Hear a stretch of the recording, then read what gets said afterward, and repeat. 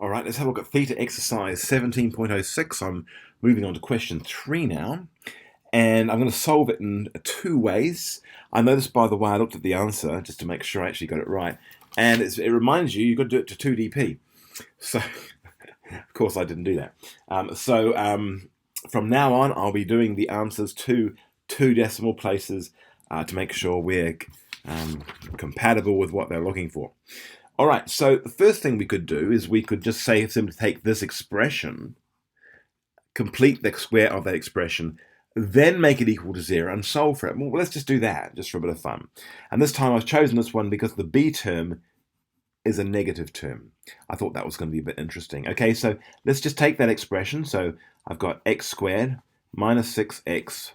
I'll put the plus 3 over here, because what I'm going to do is I'm going to add in the b term. Well, the b term is a negative 6, halve it, and square it. And we're going to do the same thing again, but this time we're going to subtract it. So we're subtracting the b term, which is negative 6 on 2 all squared. There it is. I can see I've got something up here which we shouldn't really have. It's better. I'm happier now. All right. Now, the important thing here is all of this here beautifully happens to turn into a perfect square. So how does that all come about? All of that becomes, I'll put a brackets, a square, and an x. What is the contents of that? Well, negative 6 divided by 2 is negative 3. All of that is a perfect square, and it's x minus 3 squared. But we've also got this bit tacked on the end. What do we got? We've got a plus 3. Now we've got negative 6 on 2 is negative 3. Negative 3 squared is 9, so I've got a minus 9 on here.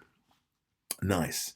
So that equals that, that equals that. I'm going to actually get rid of this up the top here because it doesn't really comport with the rest of what we're doing. It doesn't really fit in with it particularly easily.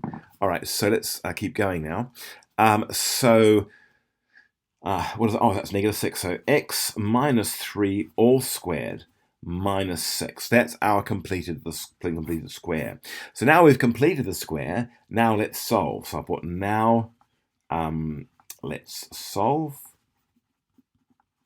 for x.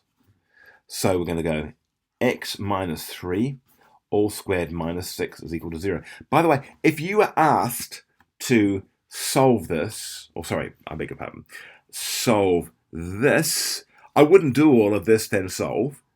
I'm just demonstrating it so you can see how completing the square of an expression is part of or fits in with the notion of solving for x, and in doing so completing the square. These things are really one and the same, and all we're doing is we're making this equal to 0. So let's go ahead and do this now. So that's the solution. I don't know why I rewrote that actually. Let's write the actual thing we're after. X squared minus 6x plus 3 is 0. So I'm going to subtract 3 from both sides. There it is. So I'm going to now go x squared minus 6x. The 3 has gone. I've got a negative 3 on this side.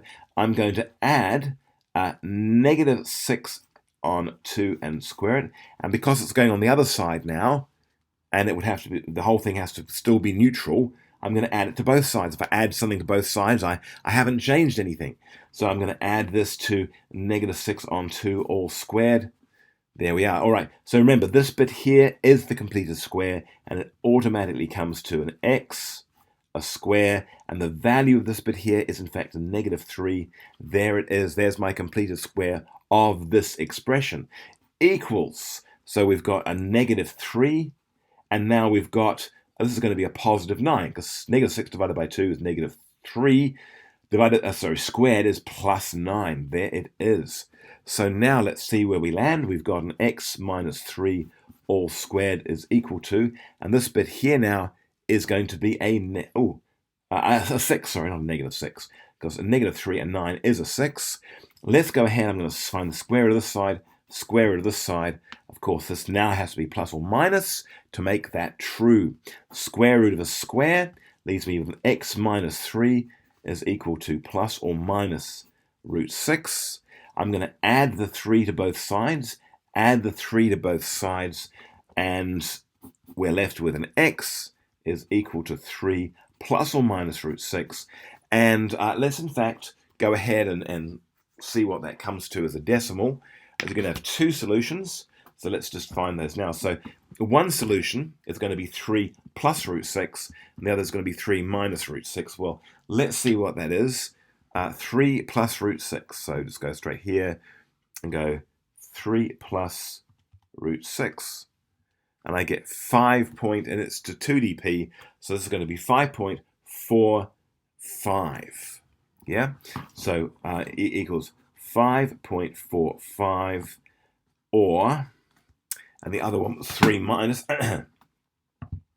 so I've got 3 minus root 6. Let's see what we get. 0.5505, which is still 0.55. 0.55. Now, of course, when writing the answers out, do put them in order. So I'm actually going to put it in set builder notation. X is an element of the set of 0.55, comma 5.45. And that would be my solution.